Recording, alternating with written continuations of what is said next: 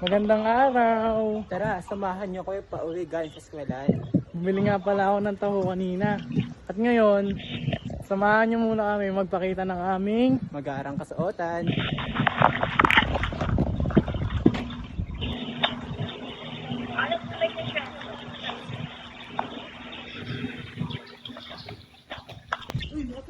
Ang pagsulat ay paraan ng pagbabahagi ng iniisip at nararamdaman gamit ang simbolo. Akala ng iba, ang pagsusulat ay ang tipong magsusulat ka lang ng ilang letra. Pero hindi ganun yon. Ang pagsusulat ay parang pagluluto rin. May kasangkapan, may recipe at presentasyon. Uy, Carmela! Ang pagsulat ay mahalaga sa komunikasyon natin, lalo na kapag nahihirapan kang sabihin harap-harapan yung mga nararamdaman mo o yung kwento mo sa buhay. Lalo na ako, nahihirapan akong ipahayag ang damdamin ko sa iba. Kaya mahalaga ang pagsusulat. Kaya ano pang ginagawa mo? Isulat mo na yung nararamdaman mo o nasa isip mo.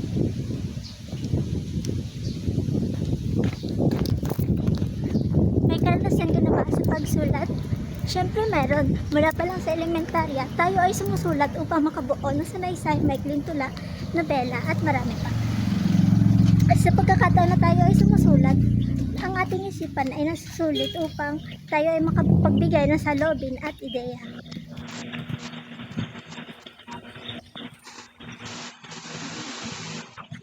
Ano nga ba ang mga kalagahan ng pagsusulat? Una, ang pagsulat para sa sarili.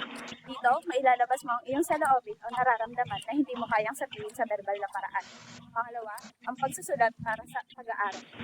Dahil ang pag-aaral ay kaakibat na nito ang pagsusulat. Gamit lamang ang mga signatura, proyekto at iba pa. Ang pagsusulat ay mahalaga rin para sa ibang tao dahil maaaring ang isinulat mo ay makapagbigay sa kanila ng inspirasyon, makapagpahayag ng panig o makapagbigay ng karanasan. Sa simpleng salita, ang pagsusulat, maaari natin itong makapagbago ng pananaw o makapagbigay ng pag-asa. At panghuli, ang pagsusulat ay kasanayang magagamit natin habang buhay. Sa trabaho, sa negosyo, paggawa ng liham o kahit sa social media. Dahil kung marunong tayong magsulat ng maayos, mas naiintindihan tayo ng iba at mas naipapahayag natin ang ating sarili sa iba. Kaya huwag nating baliwaliin ang pagsusulat dahil ito ay hindi lamang isang letra sa papel. Ito rin ay isang makapangyarihang kasangkapan ng tao upang makipagbahagi, makipag-ugnayan at mag-iwan ng mensahe. akin na nga yung cellphone ko. Ano ba yan eh? Takbo-takbo pa. Hey. Sa nakikita niyo po, nandito po ako ngayon sa National Bookstore para ipakita po sa inyo ang iba't ibang halimbawa ng malikhaing aklat. Meron po rito Star Wars.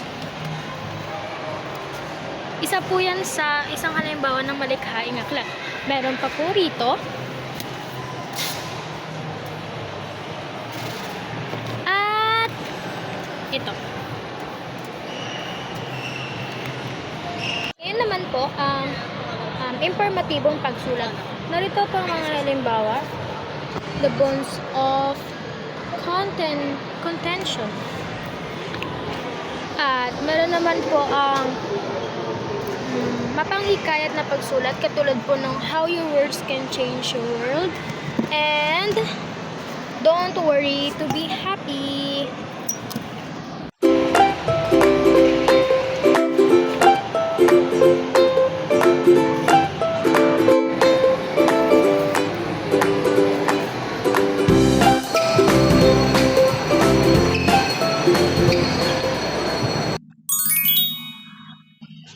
Ang pag-aaral na ito ay naglalayong magsagawa ng isang komprehensibong pagsusuri sa kaalaman at karanasan ng mga mag-aaral hinggil sa pagsulat. Layunin nitong matukoy ang antas ng kanilang pagkaunawa sa mga konsepto at prinsipyo ng pagsulat. Pati na rin ang kanilang mga karanasan sa iba't ibang uri ng pagsulat tulad ng pagsulat ng sanaysay, tula, kwento at iba pa. Bukod dito, susuriin din ng pag-aaral ang kanilang mga persepsyon sa kahalagahan ng pagsulat sa kanilang pag-aaral at sa kanilang mga buhay sa kanilang buhay sa pangkalahatan. Ayon kay Badayos, ang kakayahan sa pagsulat ng isa Ay isang bagay na totoong mailap para sa nakararami sa atin. maging ito'y pagsulat sa unang wika o pangalawang wika man. At dito na po nagtatapos ang aming vlog sa Filipino. Kami po ang 12 Israel, ang pangalawang pangkat, naglalayong magbigay ng impormasyon at tikay.